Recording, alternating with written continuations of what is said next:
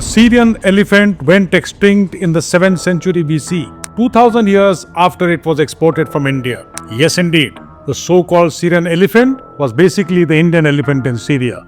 It was not a separate species, as widely written about for more than a century. But how did Indian elephants land up in Syria 4,500 years back? Let's trace the fascinating story of their journey. Namaskar. My name is Ajay Sharma. Welcome to a new episode of the Kafirnama.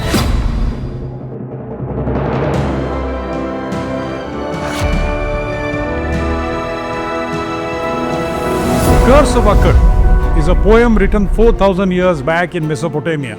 It tells the story of why Akkadian king Naram Sin fell foul of the gods and how his actions eventually led to the downfall of the Akkadian Empire.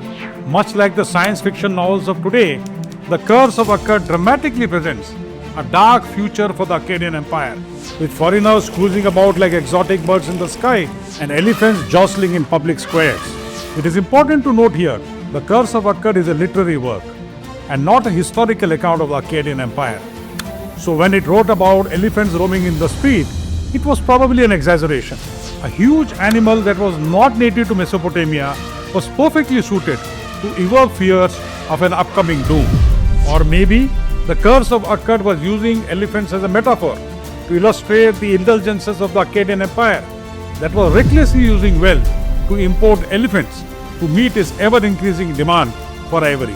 If you look at the scientific and archaeological evidence on the use of ivory and the import of elephants, the Curse of Akkad was probably right on both these counts.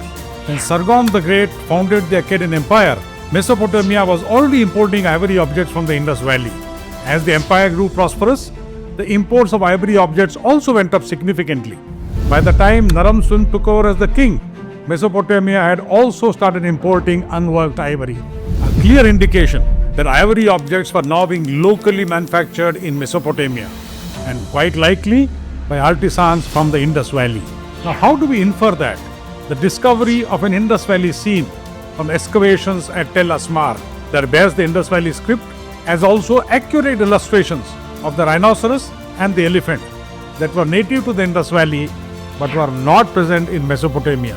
And interestingly, the Indus Valley seal was cylindrical in shape, in a style that was typical to Mesopotamia compared to Indus Valley seals that were mostly squarish. A clear indication that the seal was not imported from the Indus Valley but was put together by artisans from the Indus Valley who were now living in Mesopotamia.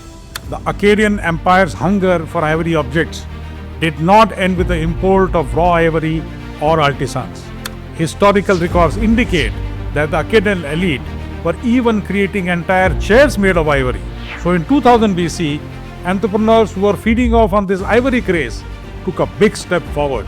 The import of elephants to Mesopotamia to create a captive population that could meet the ever-increasing hunger for raw ivory. Scientists believe that elephants were imported over several generations to create a breeding population in Southwest Asia that would eventually number in the thousands and occupy vast areas from Iraq to Syria to Turkey and Palestine. But how do we know for sure?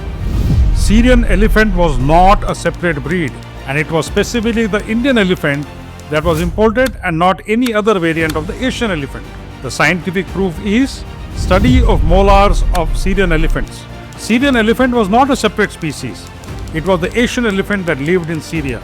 It was also not a subspecies of the Asian elephant, but an evolutionary significant unit that is geographically separated, genetically restricted, and possibly a phenotypically distinct population.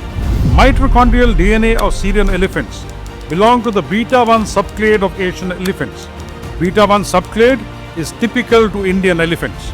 We now come to the last question that has often bugged scientists. How did the Indian elephants reach Mesopotamia? Most scientists believe that the elephants were transported via the land route coming in from bulk. Their contention is, unlike inanimate objects, a heavy animal like the elephant could not have been transported via the sea. Here is a documented fact from history that counters this perception.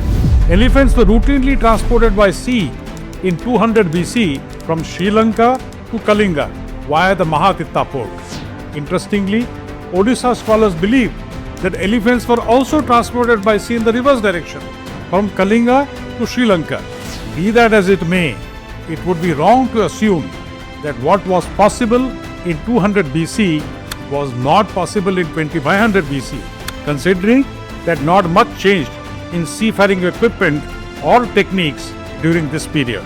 If you like this episode, please do like it and share it with your friends. Also subscribe to our channel Kafinama to get regular updates on new episodes that we launch on India's economic history.